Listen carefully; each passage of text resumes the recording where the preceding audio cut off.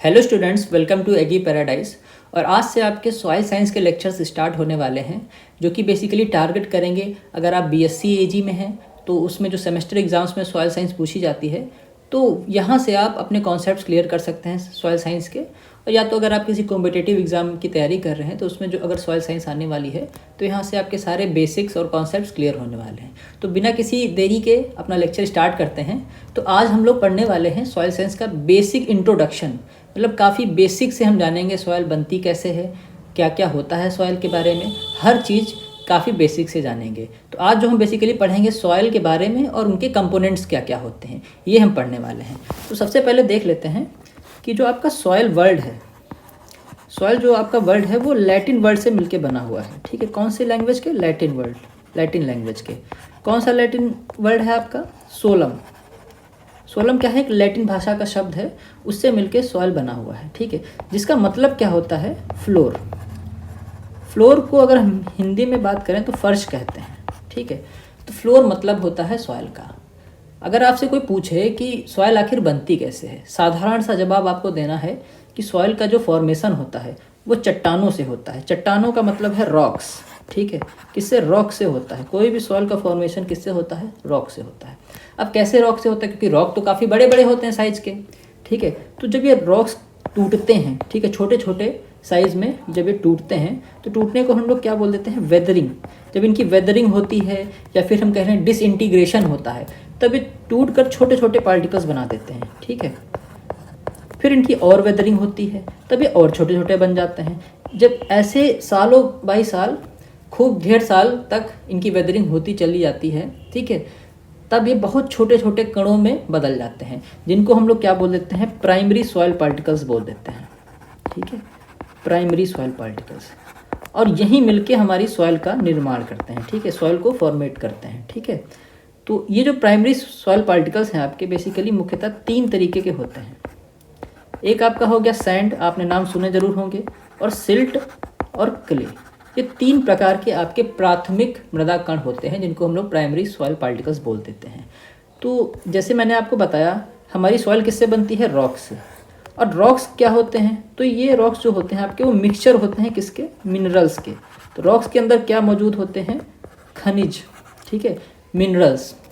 अब यही मिनरल्स क्या हो जाता है?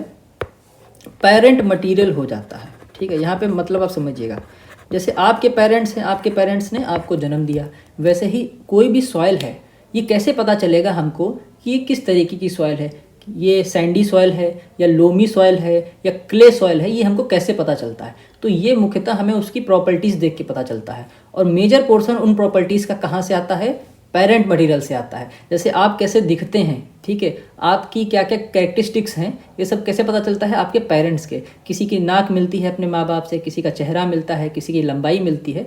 उसी तरीके से जो सॉइल होगी उसकी मेजर कैरेक्टरिस्टिक्स किस पे डिपेंड करेंगी? जो उसका पेरेंट मटेरियल होगा। और पेरेंट मटेरियल क्या होता है? रॉक। और रॉक में क्या मौजूद होते हैं? मिनरल्स। तो आप चीज़ों को कनेक्ट करते हुए चलिए कि मिनरल्स ही आपकी जो प्रॉपर्टीज़ हैं सॉइल की, वो डिसाइड करते हैं। कुछ प्रॉपर्टीज़ डिसाइड करते हैं, कुछ बाद में चेंज भी हो जाती हैं, ऐसी बात नहीं है, लेकिन कुछ प्रॉपर्टीज़ तो है ना, उन्हीं के बेसिस पे हम ये डिसाइड कर पाते हैं कि कौन सी प्रकार की सॉइल है।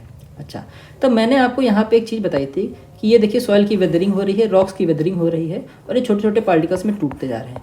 तो इसका कोई नाप तो होना चाहिए ना, कि आखिर कितना छोटा पार्टिकल हो तब वो क्या कहलाएगा? सॉइल कहलाएगा। तो यही चीज़ मैं आपको बताना चाहता हूँ कि जब ये बड़े बड़े चट्टाने छोटे छोटे जब पार्टिकल्स में टूटते हैं, और जब वो पार्टिकल्स 2 mm से कम रह जाते हैं, ठीक है, 2 mm से कम, 2 मिलीमीटर से कम हो जाते हैं, तब उनको हम क्या कह देते हैं? प्राइमरी सॉइल पार्टिकल्स के नाम से जानते हैं, जो कि हमारे क्या होते हैं? सैंड, सिल्ट और क्ले। अब इनमें भी अलग अलग थिकनेस के होते हैं तीनों। ठीक है, ये आप आगे के लेक्चर में पढ़ेंगे, जब मैं आपको सॉइल टेक्सचर या फिर स्ट्रक्चर वगैरह पढ़ाऊंगा, तब इनके बारे में भी डिटेल में हम लोग पढ़ेंगे। ठीक है, अभी के लिए इतना जान लीजिए कि सॉइल बनती कैसे है। सॉइल सीधा सा आंसर आपको करना है, रॉक से बनती है। रॉक क्या होते हैं? मिक्सचर ऑफ मिनरल्स होते हैं। ठीक है, इन्हीं की जब कॉन्टिन्यूस वेदरिंग होती जाती है तब हम क्या बन जाती है? हमारी सॉइल बन जाती है। एक चीज़ आपको दिमाग में आपके ज़रूर आई होगी कि आखिर कितने सालों में ये सब हो पाता है। तो आपको जान के बहुत ही आश्चर्य होगा कि कुछ सेंटीमीटर सॉइल की परत बनने के लिए कम से कम 800 से 1000 साल लग जाते हैं।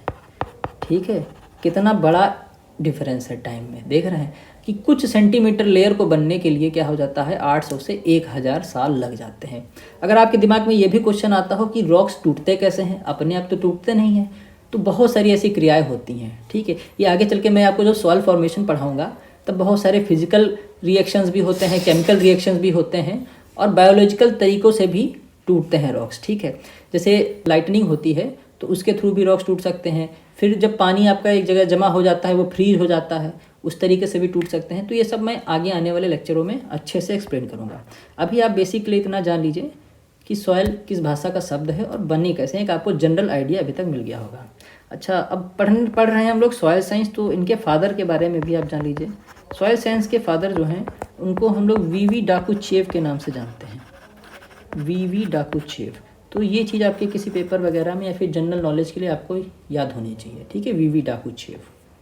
अच्छा, अब आ जाते हैं जरा सॉइल की डिफिनीशन के ऊपर एक नज़र डाल लेते हैं। तो यहाँ पे मैंने 2 डिफिनीशंस शामिल करी हैं। एक आपकी बहुत ही बेसिक डिफिनीशन है और एक जो सबसे ज़्यादा प्रचलित डिफिनीशन है आपकी, जो कि है जॉफी और मार्बट के द्वारा दी गई हुई है। ठीक है, तो ये बहुत इंपॉर्टेंट है। सबसे पहली वाली जो डिफिनीशन है वो बकमैन एंड ब्रैडी ने दी है। इसमें ये क्या कहते हैं कि सॉइल जो है आपकी एक डायनेमिक नेचुरल बॉडी है। नेचुरल बॉडी अपने आप बनती है जो, और डायनेमिक का मतलब है ये बदलती रहती है, कभी थोड़ी सी भुरभुरी है तो कभी कठोर हो जा रही है, तो बराबर इसमें चेंजेस आ रहे हैं, इसलिए इसको डायनेमिक बोला है उन्होंने। On the surface of the earth, ठीक है, in which plants grow composed of minerals and organic materials. कि सॉइल ऐसी चीज़ है जिसमें प्लांट्स उगते हैं और वो किसकी बनी होती है, ऑर्गेनिक मैटर और मिनरल्स की बनी होती है। तो बहुत ही सिंपल डेफिनेशन दी गई है। और आखिरी में इन्होंने एक और शब्द का इस्तेमाल किया है जो कि है लिविंग फॉर्म। लिविंग फॉर्म से यहाँ पे मतलब आपका क्या आता है कि सॉइल जो है ना एक तरीके से घर है। किसका घर है, छोटे छोटे जो आपके सूक्ष्म जीव होते हैं, माइक्रोब्स, ठीक है, माइक्रो ऑर्गेनिज्म जो होते हैं, जैसे कि बैक्टीरिया, फंजाई, एक्टिनोमाइसिटीज, ठीक है, ये सब क्या होते हैं आपकी सॉइल में रहते हैं। और इनका काम क्या होता है, तो ऑर्गेनिक मैटर जो होता है उसको डिकम्पोज करना। जितना ज़्यादा वो डिकम्पोज करेंगे उतने ही ज़्यादा आपके जो न्यूट्रेंट होते हैं वो सॉइल में उपस्थित होते रहेंगे। तो ये काम होता है इनका, डिकम्पोजिशन इनका मुख्य कार्य होता है। आगे चल के हम लोग इनके बारे में भी डिटेल में पढ़ेंगे, जब बायोलॉजिकल प्रॉपर्टीज़ पढ़ेंगे सॉइल की तब काफ़ी डिटेल में पढ़ेंगे। अब हमारी दूसरी डिफिनेशन देख लेते हैं जो कि हमारी मेन डिफिनेशन है। अगर सॉइल को सबसे अच्छी तरीके से डिफाइन करना है तो आपको जॉफी और मार्बट के द्वारा दी गई डिफिनेशन याद होनी चाहिए। ये क्या कहते हैं कि soil is a natural body developed by natural forces. Natural forces मैंने आपको बताया था, लाइटनिंग हो गई, ठीक है, फ्रीजिंग और ड्राइंग, ये सब क्या हो गई, नेचुरल तरीके से ही होता है। ठीक है, natural forces acting on natural materials, natural materials rocks, ठीक है, it is usually differentiated into horizons from mineral and organic constituents of variable depth.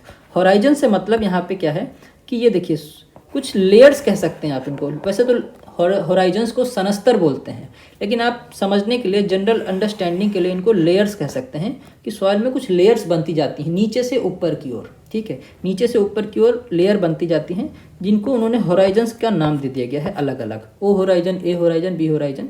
इस सब जब आप सॉइल प्रोफाइल पढ़ेंगे तो उसमें डिटेल से मैं आपको एक्सप्लेन करूँगा।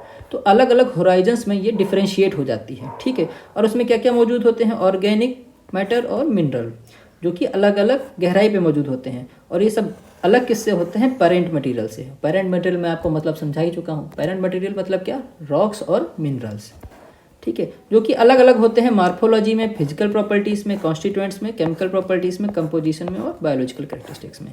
तो आगे चल के जितने भी टर्म आपने यहाँ पे देखे सब आपको एक एक करके पढ़ने हैं। सॉइल की फिजिकल प्रॉपर्टीज़ क्या होती हैं, केमिकल क्या होती हैं, बायोलॉजिकल क्या होती हैं, हर चीज़ आपको पढ़नी है। फिजिकल प्रॉपर्टीज़ में आप पढ़ेंगे सॉइल टेक्सचर के बारे में, स्ट्रक्चर के बारे में, पोरोसिटी के बारे में, कलर के बारे में, टेम्परेचर के बारे में, ये सब चीज़ें पढ़ेंगे।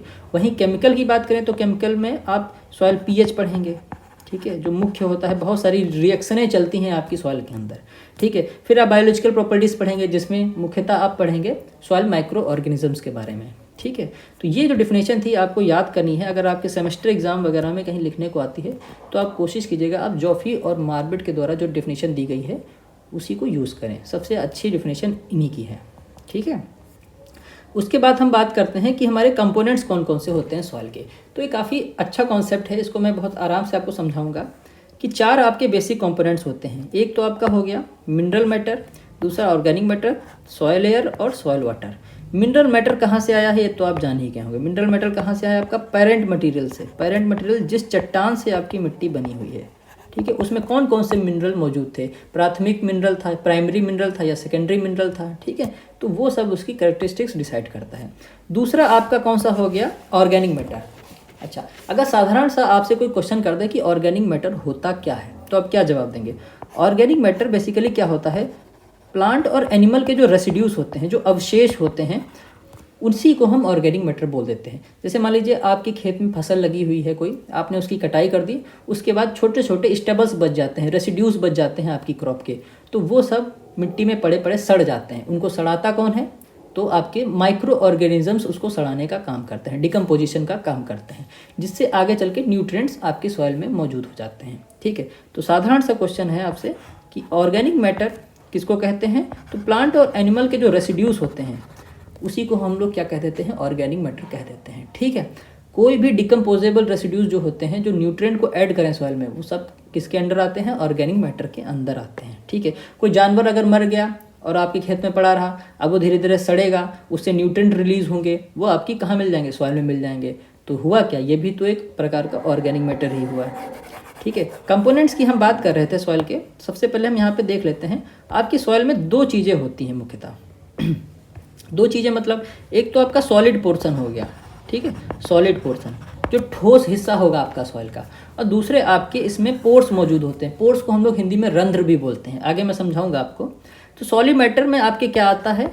एक तो आपका मिनरल मैटर आ गया, ठीक है, और दूसरा आपका क्या जाता है? ओएम, ऑर्गेनिक मैटर आ गया। वहीं बात करें पोर्स क्या होता है, जरा सा यहाँ पे समझिएगा। जैसे मान लीजिए आपके सॉइल में ये सब सॉइल पार्टिकल्स हैं, मैं छोटे छोटे जो बना रहा हूँ ये सब क्या हैं? ये सब सॉइल पार्टिकल्स हैं।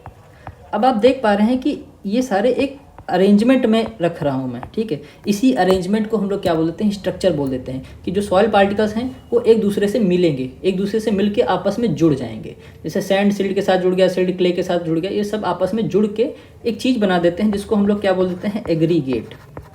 एग्रीगेट को हम समुच्चय बोलते हैं। तो ढेर सारे एग्रीगेट मिलके एक स्ट्रक्चर फॉर्म करते हैं, समझिएगा।